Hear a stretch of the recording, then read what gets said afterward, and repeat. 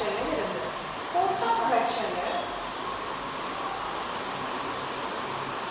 Explicit കോസ്റ്റും implicit കോസ്റ്റുമാണ്. ഇങ്ങനെ രണ്ട് കോസ്റ്റുകൾ എന്തിലുണ്ട്? Cost of പ്രൊഡക്ഷനിലുണ്ട്. അപ്പോൾ ഇംപ്ലിസിറ്റ് കോസ്റ്റ് എന്താണ്? ഇപ്പോൾ ഒരാൾ ഒരു ഉൽപ്പന്നം ഉണ്ടാക്കുകയാണ്, ഒരു ഉൽപ്പന്നം ഉണ്ടാക്കുകയാണെങ്കിൽ അതിൻ്റെ പ്രൊഡക്ഷന് വേണ്ടിയിട്ട് അദ്ദേഹത്തിൻ്റെ സ്വന്തം കെട്ടിടം അല്ലെങ്കിൽ സ്വന്തമായിട്ടുള്ള ഭൂമിയോ ഉപയോഗിക്കുകയാണ്. അതാണ് എന്ത് ഇംപ്ലിസിറ്റ് കോസ്റ്റ് എന്ന് പറയുന്നത്. അതായത് ഉൽപ്പാദനത്തിൽ സംഭാവന തൻ്റെ സ്വന്തം വിഭവങ്ങളും സേവനങ്ങളും ഉപയോഗിച്ചതിന് അയാൾക്ക് തന്നെ നൽകേണ്ട തുകയാണെന്ത് ഇംപ്ലിസിറ്റ് കോസ്റ്റ് എന്ന് പറയുന്നത്. അതിന് നല്ലതാണ് വിവക്ഷിത ചെലവുകൾ എന്ന് പറയുന്നത്. പിന്നെ എക്സ്പ്ലിസിറ്റ് കോസ്റ്റോ, ഇയാളിപ്പോൾ ഒരു ഉൽപ്പന്നം ഉണ്ടാക്കുകയാണെങ്കിൽ വേറെ വാടകയ്ക്ക് എടുത്തിട്ടായിരിക്കും അല്ലെങ്കിൽ പാട്ടത്തിന് എടുത്തിട്ടായിരിക്കും. അപ്പോൾ എന്താണ്, നമ്മൾ ഇവിടുന്ന് കാശ് കൊടുക്കുകയാണ്, നമുക്ക് വാടക വേണ്ടി അങ്ങോട്ട് കൊടുക്കുകയാണ്. അതാണ് ആ കോസ്റ്റിനാണ് ഇത് പറയുന്നത് എക്സ്പ്ലിസിറ്റ് കോസ്റ്റ് എന്ന് പറയുന്നത്. ഉൽപാദനം വിവിധ പ്രദേശങ്ങൾ അഥവാ ഉൽപാദന ഘടകങ്ങൾ മറ്റുള്ളവരിൽ നിന്നും വാടകയ്ക്കോ വിലയ്ക്കോ വാങ്ങുമ്പോൾ ഉൽപാദനത്തിനുണ്ടാകുന്ന പണച്ചെലവിനെയായത് സ്പഷ്ട ചെലവ് അല്ലെങ്കിൽ എക്സ്പ്ലിസിറ്റ് ചെലവ് എന്ന് പറയുന്നത്. ഉദാഹരണം എന്താണ്? പാട്ടം, പലിശ, വേതനം, വൈദ്യുതി ചെലവുകൾ എന്നിവയാണ് എന്ത് എക്സ്പ്ലിസിറ്റ് കോസ്റ്റിൽ വരുന്നത്. അടുത്തൊരു പോയിന്റ് ആണ് സാധാരണ ലാഭം, നോർമൽ പ്രോഫിറ്റ് എന്ന് പറയുന്നത്. എന്താണ് നോർമൽ പ്രോഫിറ്റ്? ഇപ്പോൾ ഒരു ഉൽപ്പന്നം, ഒരു ഐറ്റം പ്രൊഡ്യൂസ് ചെയ്യാണ്, അത് പ്രൊഡ്യൂസ് ചെയ്ത് അത് സെയിൽ ചെയ്യുന്ന സമയത്ത് അതിൻ്റെ ഓണർക്ക് കിട്ടുന്ന ലാഭം അത് ഒരു ചെറിയൊരു ലാഭമായിരിക്കാം, അല്ലെങ്കിൽ ചെറിയൊരു വരുമാനമായിരിക്കും എന്ത് പറയുന്നത് സാധാരണ ലാഭം എന്ന് പറയുന്നത്. അപ്പോൾ അങ്ങനെ ഒരു ലാഭം ഉണ്ടെങ്കിൽ മാത്രമേ എന്താണ് ആ ബിസിനസ് അല്ലെങ്കിൽ ആ പ്രൊഡക്ഷൻ മുന്നോട്ട് കൊണ്ടുപോകാൻ പറ്റുള്ളൂ. അതല്ലെങ്കിൽ എന്താണ് നമുക്കത് നിർത്തേണ്ടി വരും. സാധാരണഗതിയിൽ പുതിയതായി തുടങ്ങുന്ന ഒരു ബിസിനസ് സ്ഥാപനത്തിന് ഇങ്ങനെ നോർമൽ പ്രോഫിറ്റ് ചെറിയൊരു ലാഭം ഉണ്ടാവുള്ളൂ. അതിൽ തന്നെ ഒരു പോയിന്റ് ഉണ്ട്, ബ്രേക്ക് ഇവൻ പോയിന്റ് എന്ന് പറഞ്ഞിട്ടൊരു word. Break even point, no profit no loss എന്നതാണ് ബ്രേക്ക് ഇവൻ പോയിന്റ്. അതായത് നഷ്ടം ഉണ്ടാവില്ല എന്നാലോ പ്രോഫിറ്റ് ഉണ്ടാവില്ല. ഈ നോ ലോസ് നോ പ്രോഫിറ്റ് എന്ന് പറയുന്നതാണ് ഇത് ബ്രേക്ക് ഇവൻ പോയിന്റ്. ഇപ്പോൾ ഞാനൊരു ബിസിനസ് സ്റ്റാർട്ട് ചെയ്യുന്നത്, ഒരു പ്രൊഡക്ഷൻ യൂണിറ്റ് സ്റ്റാർട്ട് ചെയ്യണം. നമ്മൾ അത് പ്രൊഡ്യൂസ് ചെയ്യുമ്പോൾ നമുക്കുള്ളൊരു കോസ്റ്റ് ഓഫ് പ്രൊഡക്ഷൻ ഉണ്ടാവും അല്ലേ? ആ കോസ്റ്റ് ഓഫ് പ്രൊഡക്ഷൻ തന്നെയായിരിക്കും എന്ത് തന്നെയായിരിക്കും നമുക്ക് ഇതിൻ്റെ ഇൻകം എന്ന് പറയുന്നത്. അതായത് രണ്ടും ഈക്വലായിരിക്കും. അവിടെ നമുക്ക് വേറെ നഷ്ടങ്ങൾ വരുന്നില്ലായിരിക്കും, പിന്നെന്താണ് വേറെ ഇൻകം വരുന്നില്ല. അതാണ് ബ്രേക്ക് ഇവൻ പോയിന്റ്. അതൊരു ഇമ്പോർട്ടൻ്റ് ആയിട്ടുള്ളൊരു ടേമാണ്, ടേമല്ല ഒരു ഇമ്പോർട്ടൻ്റ് ആയിട്ടുള്ളൊരു ടോപ്പിക്കാണ്. നെക്സ്റ്റ് ആണ് elements of cost in micro economics. അതിൽ എക്സ്പ്ലിസിറ്റ് കോസ്റ്റും ഇംപ്ലിസിറ്റ് കോസ്റ്റും നോർമൽ പ്രോഫിറ്റും പറഞ്ഞതാണ്. പിന്നെ എന്താ പ്രൈവറ്റ് കോസ്റ്റും സോഷ്യൽ കോസ്റ്റും ആണ് പറയുന്നത്. പ്രൈവറ്റ് കോസ്റ്റ് എന്ന് വെച്ചാൽ ഇത്രയുള്ള സ്വകാര്യ സ്ഥാപനങ്ങൾ നടത്തുന്ന ചെലവാണ് എന്ത് പ്രൈവറ്റ് കോസ്റ്റ് എന്ന് പറയുന്നത്. സോഷ്യൽ കോസ്റ്റ് എന്ന് പറയുന്നത് സാമൂഹ്യ ചെലവ്, സമൂഹം ഒന്നാക്കി വഹിക്കുന്ന ചെലവാണിത് സോഷ്യൽ കോസ്റ്റ് എന്ന് പറയുന്നത്. പിന്നെ അടുത്ത ഓപ്പർച്യൂണിറ്റി കോസ്റ്റ് എന്ന് പറയുന്നത് ഒരു എക്സാമ്പിളായിട്ട് കണ്ടിട്ടുള്ളതാണ്. ഓപ്പർച്യൂണിറ്റി കോസ്റ്റ് കുറച്ച് ഇമ്പോർട്ടൻ്റ് ആണ്. ഇപ്പോൾ ത്യാഗം ചെയ്യുന്നതെന്നൊക്കെ പറയും. അതായത് ത്യാഗം ചെയ്ത അവസരത്തിൻ്റെ രീതിയിൽ പ്രകടിപ്പിക്കുന്ന ചെലവാണ് അവസര ചെലവ് എന്ന് പറയുന്നത്. അങ്ങനെ മനസ്സിലായിട്ടുണ്ടാവില്ല. എക്സാമ്പിൾ പറയാം. ഇപ്പോൾ ഒരു ബിസിനസ് സ്ഥാപനത്തിൽ അല്ലെങ്കിൽ രണ്ടോ ഒരു വാഹനങ്ങൾ വേണം. അവിടെ ഇമ്പോർട്ടൻ്റ് ആണ്, അവിടെ വാഹനം വേണം. പക്ഷെ അവിടെ സമയത്ത് കയ്യിൽ കാശുണ്ടാക്കുമ്പോൾ അല്ലെങ്കിൽ എന്തെങ്കിലും തടസ്സങ്ങൾ നേരിട്ടതുകൊണ്ടോ അങ്ങനെ വാഹനം വാങ്ങിക്കാൻ പറ്റിയില്ല. വാഹനം വാങ്ങിക്കാൻ പറ്റാതിരിക്കുന്ന അവസരത്തിൽ അതുണ്ടായിരുന്നെങ്കിൽ കിട്ടാവുന്ന എന്താണ് ലാഭമോ അല്ലെങ്കിൽ ഒരു ബെനിഫിറ്റോ ഒക്കെ ഉള്ളതിനെയാണ് എന്ത് ഓപ്പർച്യൂണിറ്റി കോസ്റ്റ് എന്ന് പറയുന്നത്. നമ്മൾ അവിടെ ത്യജിക്കുകയാണ്, അത് വേണ്ടാന്ന്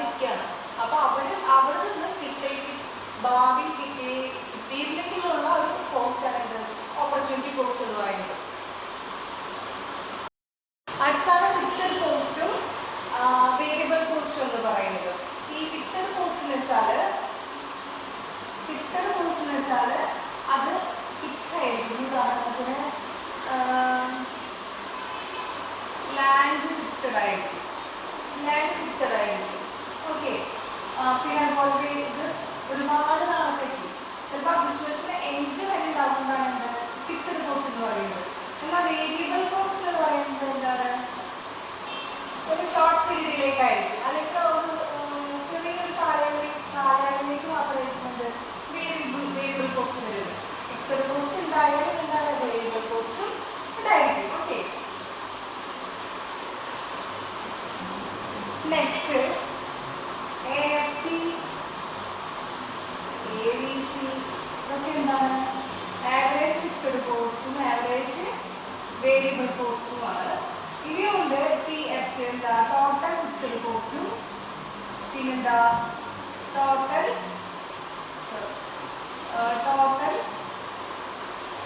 വേരിയബിൾ കോസ്റ്റും. അപ്പോൾ ഈ TFC എങ്ങനെ കാണാം? കുറച്ച് ഇമ്പോർട്ടൻറ്റ് ഫോർമുലാസ് ഉണ്ട്, അത് പഠിച്ചിട്ടുണ്ടാകും. ഈ TFC കാണാനായിട്ട് AFC ഇൻറ്റു Q ഉണ്ടാകും. ഇനി AFC കാണാനോ ആവറേജ് ഫിക്സഡ് കോസ്റ്റ് കാണാനോ TFC ബൈ Q ചെയ്താൽ മതി. അതായത് ഏവറേജ് എന്ന് പറയുന്നത് എന്താണ്, ടോട്ടലിൽ നിന്നിട്ട് എന്താണ് ക്വാണ്ടിറ്റിയെ ഹരിക്കുന്നതാണ് എന്ത് ആവറേജ് ഫിക്സഡ് കോസ്റ്റ് എന്ന് പറയുന്നത്. അപ്പൊ നമുക്ക് ഇതിന്റെ ഒരു ഗ്രാഫിക്കൽ റെപ്രസെന്റേഷൻ അത് നോക്കാം. ഇപ്പൊ ഒരു ഗ്രാഫ് വരയ്ക്കുകയാണെങ്കിൽ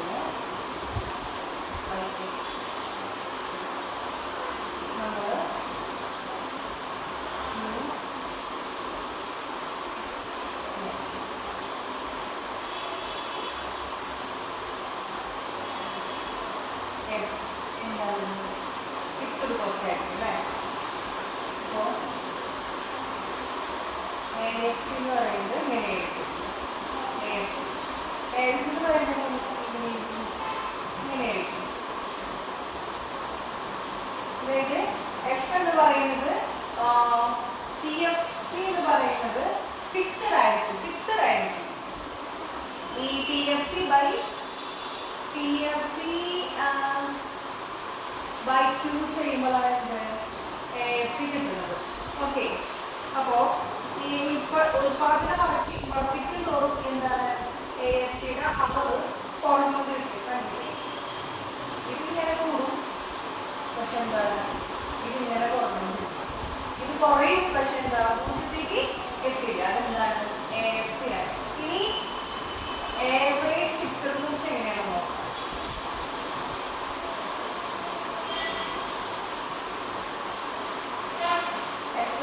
ഫിക്സഡ് കോസ്റ്റ് കൂടി ഉണ്ട്. ഇനി ABC ആണ് നോക്കാം. അത് ഇങ്ങനെയായിരിക്കും. ABC ഇങ്ങനെയായിരിക്കും. അപ്പോൾ ഇതിൽ ഏറ്റവും ഇമ്പോർട്ടൻ്റ് ഒരു കാര്യം എന്ന് പറയുന്നത് AFCയുടെ അതിൻ്റെ ഷേപ്പാണ്.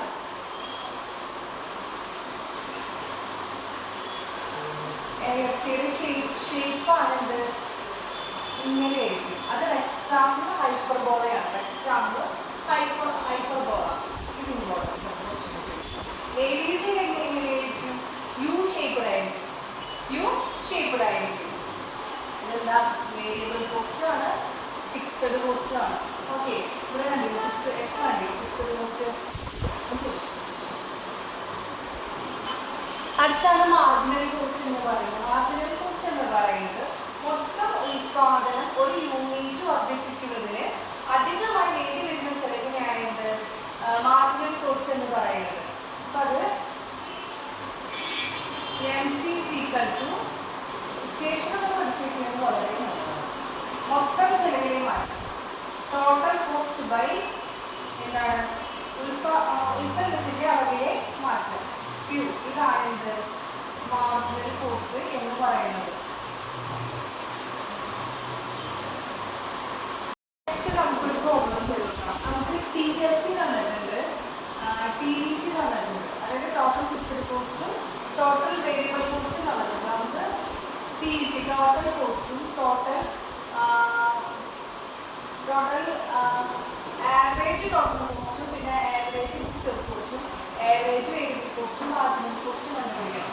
അപ്പോൾ ടോട്ടൽ കോസ്റ്റ് എങ്ങനെ കണ്ടുപിടിക്കും? ടോട്ടൽ കോസ്റ്റ് എന്ന് പറയുന്നത് T F C plus T B C ആണ്. Total fixed cost plus total variable cost ആണ് എന്ത് ടോട്ടൽ കോസ്റ്റ് എന്ന് പറയുന്നത്. 60 10 550 240 360. പിന്നെ എന്താ ടോട്ടൽ ആവറേജ് കോസ്റ്റ്.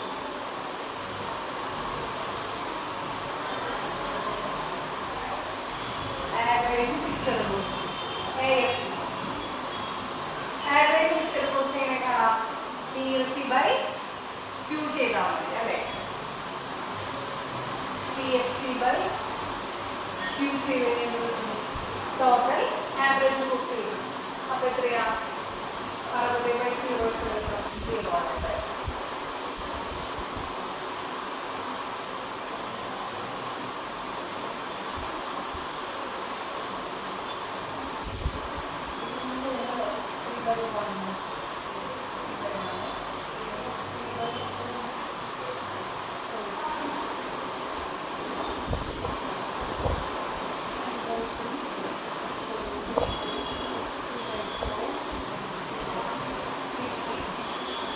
ഇങ്ങനത്തെ എന്താണ് ABC ആവറേജ് ഫിക്സഡ് കോസ്റ്റ്. അതിങ്ങനെ പോലെ total variable cost by Q 0/0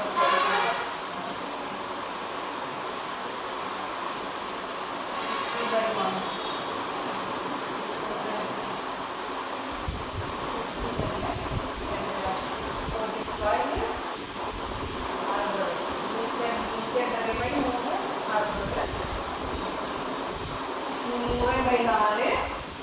75.